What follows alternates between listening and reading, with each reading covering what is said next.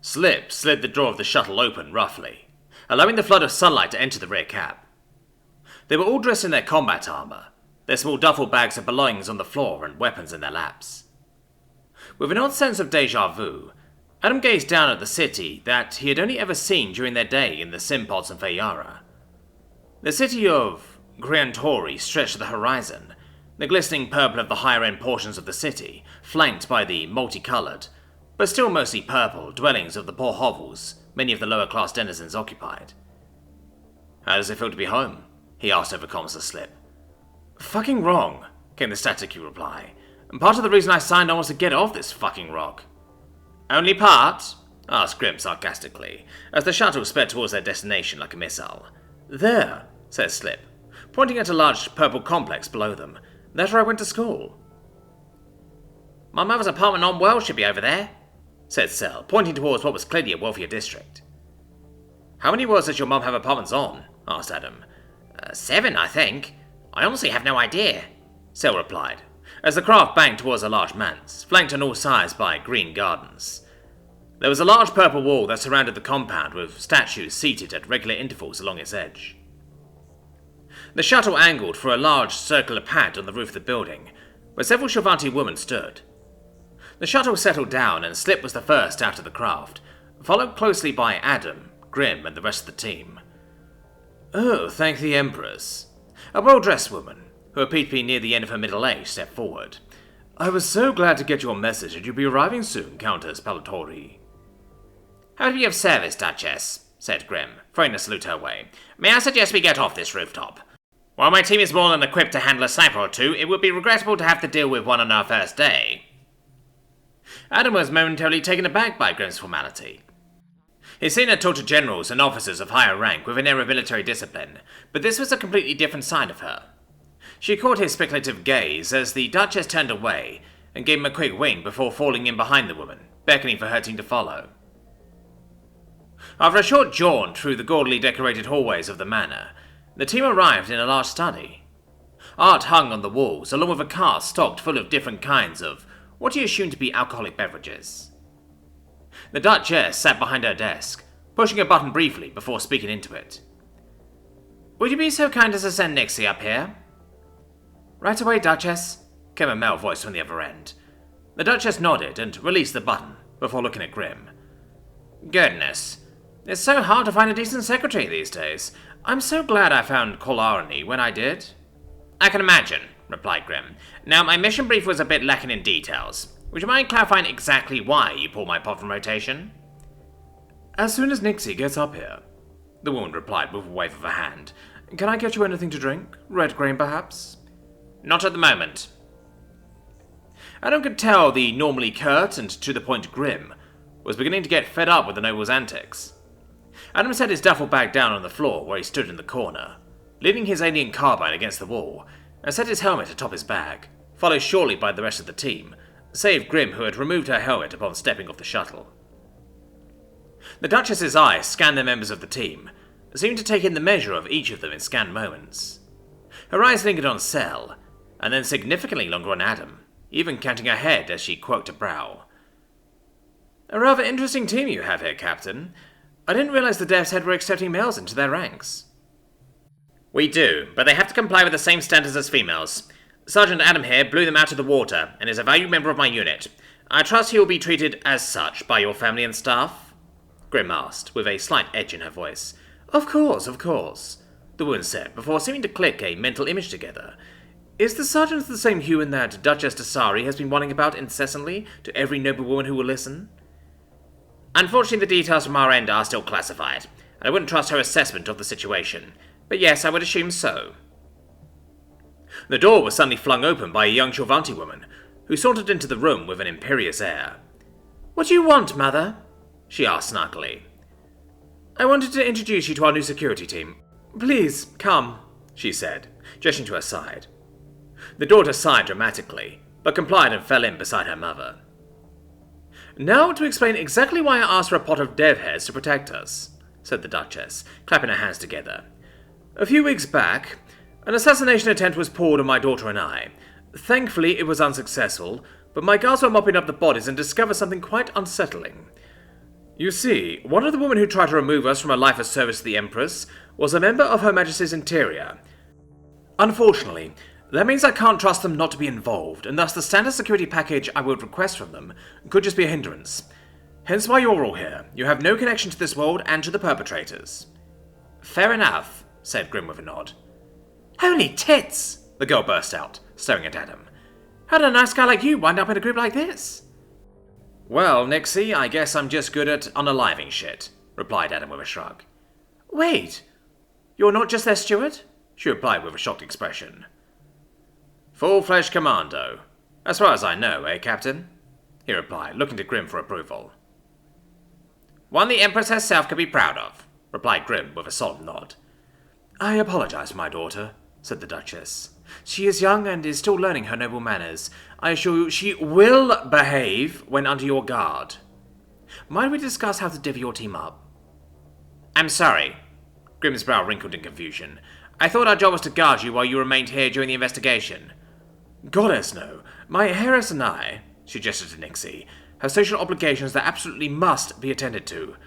I cannot abandon them purely because some interior sus got involved with the kill team. That is ill-advised. I would prefer to... Grim got out before she was cut off. You're not here to advise me.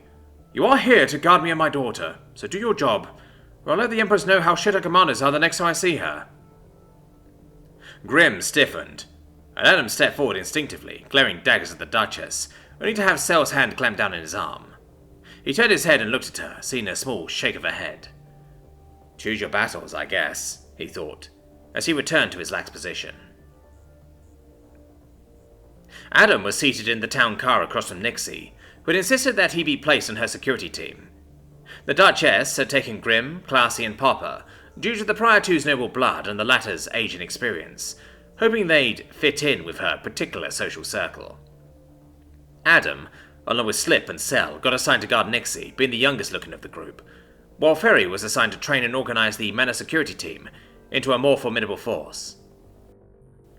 Pretty much as soon as the team got settled in the Manor, Nixie had glommed onto Adam, telling him of her favourite club in town, and forcibly bringing him along due to his charge of keeping her alive. So anyway, that's when Karoni pulled her hand out and said, Empress damn it, Nixie, I told you this would happen. Sounds like fun, he deadpanned, looking out the tinted windows in either direction. He knew the trailing vehicle with Sel and Slip would be scanning for threats more efficiently than his Mark I eyeballs, but he still desired a distraction from the incessant teen in front of him. Oh, for the love of the Empress, can't you give me something to work with here? I'm carrying the entire conversation, she suddenly blurted out. Adam turned to Nixie, looking her in the eyes with a withering gaze that softened when he saw her dejected expression. Look, Nixie, I get it, he said with a deep sigh. I spent enough time around young Shorvanti women in the past few months to understand what you're probably thinking. Something along the lines of, oh hey, cute exotic guy, I want his attention, right? Nixie blushed a deep blue and turned her golden eyes downward. Her shoulders slumped, and she held her breath before nodding slowly. Listen, my dance card is full. Over half the team is with me romantically at one level or another. I know Shorvanti men can go up to 10-to-1 ratios from time to time, but that's just not me. Neither are quick flings anymore. He passed a hand over his face, trying desperately to think of some way to lighten the mood. I'm sorry. Just not interested in you romantically. But how about we be friends? I can share some stories from before you guys got to my world. How we fought, my own country's difficulties pacifying Afghanistan. I don't even think the mighty Shorvanti have managed to conquer the graveyard of empires yet. Oof, the friend zone. I'm sorry, kiddo, I know how much that sucks. He mentally winced, as he remembered his own experiences with it in high school. Just clam-trapping me? She asked dejectedly. Unfortunately. You're an attractive gal. Some cute guy's gonna fall head over heels for you someday. But that guy isn't me. Why not? That's not an easy question to answer, Nixie. The simplest way to put it is that I live a way different lifestyle than you. I come from a backwater world that is yet to be pacified. I've killed more people than I've dated, both human and Shorvanti. In short, it would never work, so it's best for us to just cut it off now. But it would be so... A no is a no. He cut her off with a firm tone. I'm happy to play arm candy at some club for you to accomplish my job of keeping you alive, but our interactions won't be any more than just friends, okay? Fine. We're here anyway, she said softly. exiting the vehicle before Adam had a chance to get out first and survey the area, much to his chagrin.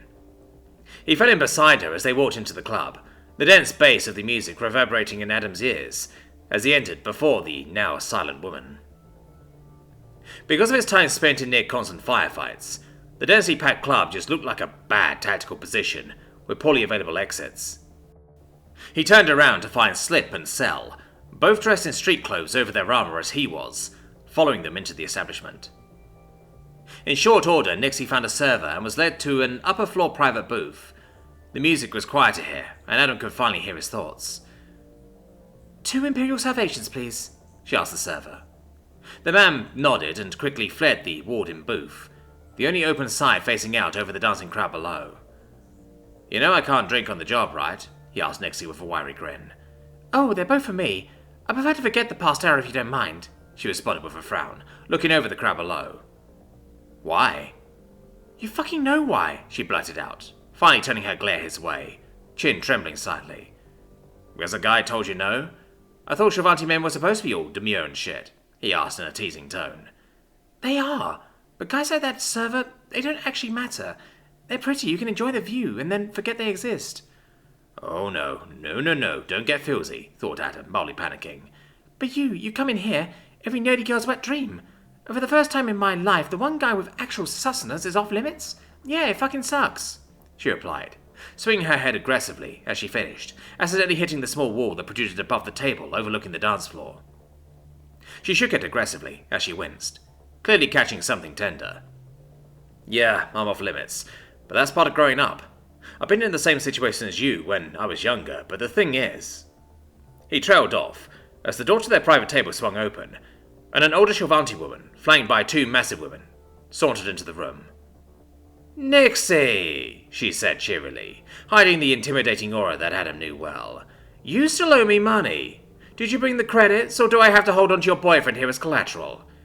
Oh fuck, I'm so sorry, Sir Miller.